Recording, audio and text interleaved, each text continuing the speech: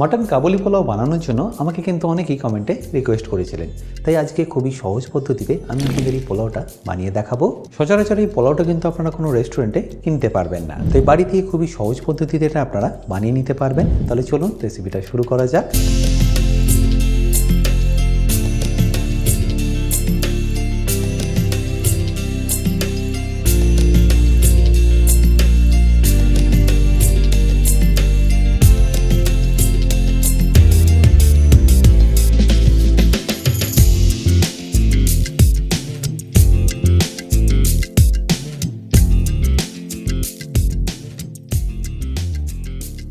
By the way, আমি chef Atanu, আপনারা দেখছেন অতনু রান্নাঘর, আর আজকে আমাদের রেসিপি মাটন কাবুলি পোলাওয়ে। তবে কাবুলি পোলাও বানানোর জন্য সর্বপ্রথম আমি এখানে একটা মশলা বানিয়ে দেখাচ্ছি আপনাদের। আর এই মশলাটা বানাতে লাগছে 1 চা চামচ সাজিরে, 8টা থেকে 9টা লবঙ্গ, 2 চা চামচ গোটা জিরে বা রেগুলার জিরে, তারই সাথে যাচ্ছে একটা দারচিনি, তারপর দিয়ে দিতে হবে 2টো কালো এলাচ আর একটা ছোট জাবেত্রী। এবার এটাকে আমি ডাইরেক্টলি দিয়ে দেবো একটা ফ্রাইং প্যানের মধ্যে, যেটাকে আমি আগে থেকেই গরম করে রেখেছি।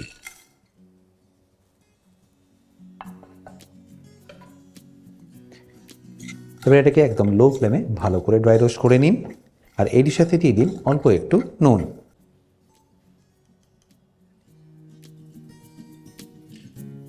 তারপরে এটাকে আবারও ভালো করে মেশাতে থাকুন।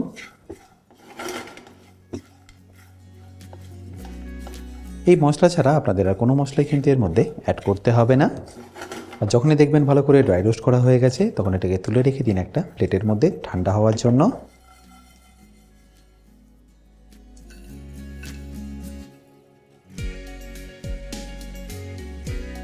ব্যাস, এবারে একটু ঠান্ডা হয়ে গেলেই পাউডার করে নিন। এবার এই পোলাওটা বানানোর জন্য আমি এখানে নিয়ে নিয়েছি একটা লাগান। তারপর গ্যাসটাকে অন করে নিচ্ছি, আর গ্যাসটা অন করে তাতে দিয়ে দিচ্ছি 100 থেকে 150 মিলি সাদা তেল। খুব বেশি লাগবে না, 100 থেকে 150 মিলি দিয়ে দিলেই হবে, কারণ এরই সাথে আমি এখানে অ্যাড করব আরও 100 ml ঘি। এবার এই তেল আর ঘিটাকে একবার ভালো করে প্রথমে গরম করে নিই। এবার এই তেল আর ঘিটা একবার ভালো করে গরম হয়ে গেলেই আমি এখানে দিয়ে দেবো পেঁয়াজ। আমি এখানে 1 কেজি মাটনের জন্য নিয়ে নিয়েছি 750 গ্রাম পেঁয়াজ। এটাকে আমি এইভাবে পাতলা পাতলা করে কেটে নিয়েছি। এবার ফ্লেমটাকে হাই করে এটাকে ভালো করে আপনাকে ফ্রাই করে নিতে হবে, যতক্ষণ এটা একদম লাল লাল করে ভাজা হয়ে যাচ্ছে। মোটামুটি 7 থেকে 8 মিনিট সময় লেগে যাবে এটাকে পারফেক্টলি ভেজে নেওয়ার জন্য। আশা করে নিশ্চয়ই দেখতে পাচ্ছেন পেঁয়াজের কালারটা কিন্তু বেশ অনেকটা এখন লাল লাল হয়ে এসছে। আর এই পেঁয়াজটা লাল লাল হলে আমি এর মধ্যে দিয়ে দেবো মাটন। আমি এখানে 1 কেজি মাটন নিয়ে নিয়েছি, যার পিসগুলো দেখুন আমি একটু বড় বড়ই রেখেছি। এই রেসিপিটার জন্য পেঁয়াজটা ব্রাউন হওয়া কিন্তু খুব ইম্পর্টেন্ট, নাহলে কিন্তু পোলাওর টেস্ট বা টেক্সচারটা কোনোটাই ভালো আসবে না। দেখতেই পাচ্ছেন পেঁয়াজটা এখানে কিন্তু এখন পারফেক্টলি ব্রাউন হয়ে গেছে। দেখুন, ঠিক এই স্টেজের মধ্যে এখানে দিয়ে দিতে হবে মাটনটা।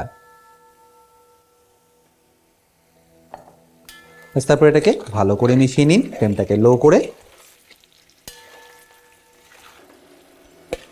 এবার এই মাটনের কালারটা যতক্ষণ না চেঞ্জ হচ্ছে ততক্ষণ এটাকে ভালোভাবে কুক করে নিন। আর এই স্টেজের মধ্যে অ্যাড করে দিন নুনটাও, যাতে মাটন থেকে আস্তে আস্তে জলটা ছাড়া শুরু করে।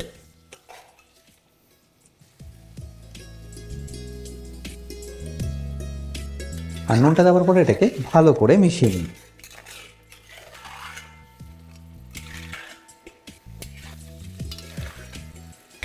আর যখনই দেখবেন মাটনের কালারটা এরকম একটু চেঞ্জ হয়ে গেছে, তখন এখানে দিয়ে দিন পরিমাণ মতো জল। আমি এখানে 1 কেজি মাটনের জন্য নিয়ে নিলাম 2 লিটার জল।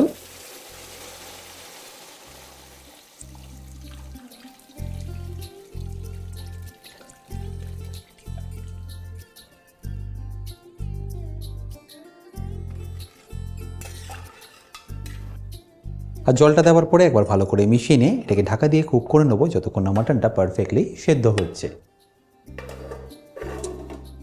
মাটনটাকে এইভাবে আপনাদের কুক করতে মোটামুটি সময় লেগে যাবে 1 ঘন্টা মতো। বাট যদি আপনাদের হাতে সময় কম থাকে, সেক্ষেত্রে আপনারা এটাকে কুক করে নিতে পারেন প্রেশার কুকারের মধ্যে দিয়ে। প্রেশার কুকারে 3টে থেকে 4টে সিটি দিলেই দেখবেন 20 থেকে 25 মিনিটের মধ্যে এটা রেডি হয়ে যাবে। আচ্ছা, এখানে বলে রাখি, আপনারা যারা এখনও আমার অতনু রান্নাঘরের অ্যাডভান্স কুকিং কোর্সটা নেননি, তারা নিয়ে নিতে পারেন আমার নিজস্ব ওয়েবসাইট www.otanurannakar.com থেকে। এই কোর্সটা মেনলি রেস্টুরেন্ট স্টাইল খাবারের ওপর। রেস্টুরেন্টে কি গ্রেভি বা কি সস বানিয়ে রাখে, যার জন্য আপনাদের 10 থেকে 15 মিনিটের মধ্যেই এই খাবারটা পরিবেশন করতে পারে, সেই সব কিছু আমি শিখেছি অ্যাডভান্স কুকিং কোর্সে। এই কোর্সের লিঙ্ক আমি যদিও ডিসক্রিপশন বক্সে দিয়ে রেখেছি, তাও বলে রাখি কিনতে যদি আপনাদের কোনো রকম অসুবিধা হয় আমার সাথে এই হেল্পলাইনে যোগাযোগ করতে পারেন। দেখুন আস্তে আস্তে মাটন থেকে কিন্তু ফ্যাটটা ছাড়া শুরু করেছে বা গলা শুরু করেছে। ব্যাস এই স্টেজে আপনাদের এখানে দিয়ে দিতে হবে 2 চা চামচ আদা রসুন বাটা। তারপর সেটাকে একবার ভালো করে মিশিয়ে নিন, আর তারপর কুক হতে দিন যতক্ষণ না মাটনটা পারফেক্টলি সেদ্ধ হচ্ছে। আর এটা যতক্ষণ কুক হচ্ছে আমি এখানে একটা গার্নিশের জন্য কেটে নিচ্ছি গাজর। গাজরটাকে এরকম করে আপনাদের প্রথমে লম্বা লম্বা করে কেটে নিতে হবে।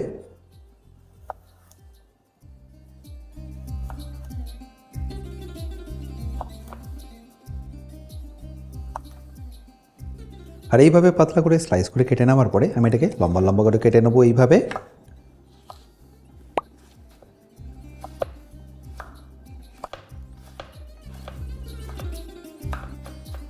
তাহলে আমার এখানে পুরো গাজরটাই কিন্তু কাটা হয়ে গেল। এবার এটাকে আমি তুলে রেখে দিচ্ছি পরে ব্যবহার করার জন্য।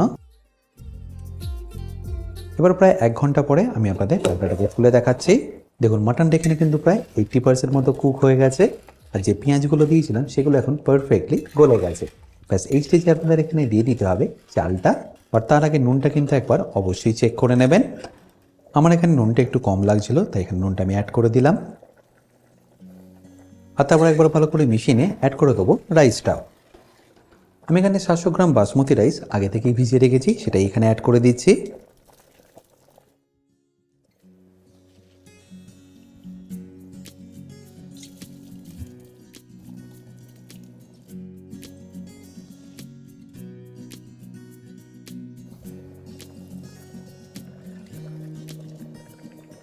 আর চালটা দেওয়ার পরে এটাকে ভালো করে মিশিয়ে নিন। আর ফ্লেমটা কিন্তু এই সময় আপনারা একদম হাই রাখবেন। এবার যখনই এটা মোটামুটি 60% মতো কুক হয়ে যাবে তখন এখানে দিয়ে দিন আগে থেকে বানিয়ে রাখা মশলাটা।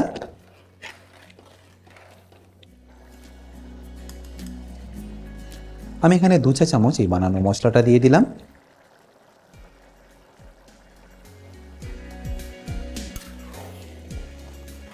তারপর একবার ভালো করে এইভাবে মিশিয়ে নেব। আর যখনই দেখবেন এইভাবে 60 to 70% মতো রাইসটা কুক হয়ে গেছে তখন আপনারা এখানে গ্যাসটাকে স্লো করে দিন। আর তারপরে এইভাবে সাজিয়ে নিন, ওপরে গার্নিশ করে দিন, দিয়ে দিন কেটে রাখা গাজর। আর তারই সাথে ব্ল্যাক রেজিন বা কালো কিশমিশ। আপনারা যদি এই কালো কিশমিশ না পান সেক্ষেত্রে আপনারা এখানে রেগুলার কিশমিশও কিন্তু ব্যবহার করতে পারেন। আর তারপর ফাইনালি ওপর থেকে ছড়িয়ে দিন আমাদের ভেজে রাখা মশলাটা। ব্যাস এবার এটাকে আমি দমে বসিয়ে দেবো। আর এটাকে দম দেওয়ার জন্য দেখুন আমি একটা চাটুর উপরে বসিয়ে সিলভার ফয়েল দিয়ে এটাকে ঢাকা দিয়ে দিয়েছি। আচ্ছা, এবার দমের টাইমিংটা হলো প্রথমে হাই ফ্লেমে আপনাদের এটাকে রেখে দিতে হবে 5 মিনিটের জন্য। তারপর 10 মিনিট আপনারা রেখে দিন এটাকে লো টু মিডিয়াম ফ্লেমে। আর তারপর ফাইনালি এটাকে 10 মিনিট রেখে দিতে হবে রেস্টিংয়ের জন্য। তাহলে টোটাল টাইমিং হলো 25 মিনিট। আচ্ছা, এখানে বলে রাখি আপনারা যারা অতনু রান্না করে ইউটেন্সিলগুলো কিনে নিতে চাইছেন লিঙ্ক আমি ডেসক্রিপশন বক্সে দিয়ে রেখেছি। অ্যামাজন থেকে সেটা আপনারা ইজিলি কিনে নিতে পারবেন। টোটাল এখানে এখন 15 মিনিট হয়ে গেছে, তাই আমি এখানে গ্যাসটাকে বন্ধ করে দিচ্ছি। এবার এটাকে আমি 10 মিনিট রেখে দেবো রেস্টিংয়ে। ততক্ষণ আমি আপনাদের একটা রায়তার রেসিপি বানিয়ে দেখাচ্ছি। আর রায়তাটা বানিয়ে নেওয়ার জন্য আমি এখানে নিয়ে নিয়েছি ফেটিয়ে রাখা টক দই, যার মধ্যে আমি মিশিয়ে দেবো সবার প্রথম 1 চা চামচ চপ করা রসুন। আমি এখানে কাঁচাই ব্যবহার করলাম, আপনার চাইলে এটাকে কিন্তু ফ্রাই করেও অ্যাড করতে পারেন। তারপর ঝালের জন্য দিয়ে দেবো কাঁচা লঙ্কা, তারই সাথে যাবে ধনেপাতা, অল্প একটু ব্ল্যাক পেপার পাউডার বা গোলমরিচ গুঁড়ো, চটপটা করার জন্য সামান্য একটু বিট নুন, আর তারই সাথে অল্প একটু রেগুলার নুনও। তারপর এটাকে ভালো করে মিশিয়ে নিলেই রায়তা কিন্তু আপনাদের পারফেক্টলি রেডি।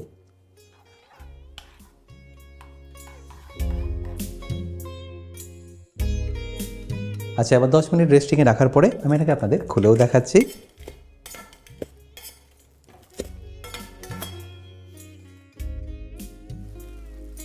আশা করি দেখে নিশ্চয়ই বুঝতে পারছেন এটা কতটা পারফেক্টলি হয়েছে।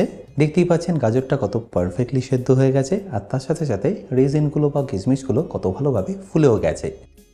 আর মাটনটাও দেখুন কতটা পারফেক্টলি কুক হয়েছে। ব্যাস এবার এটাকে আমি আপনাদের পরিবেশন করে দেখাচ্ছি রায়তার সাথে।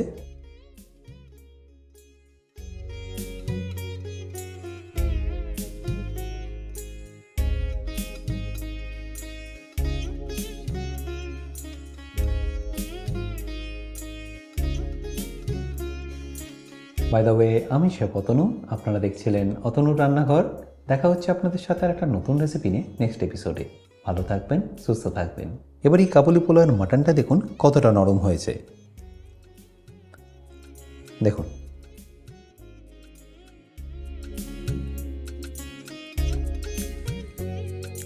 আমি আপনাদের আরও একটা মাটন ভেঙে দেখাচ্ছি।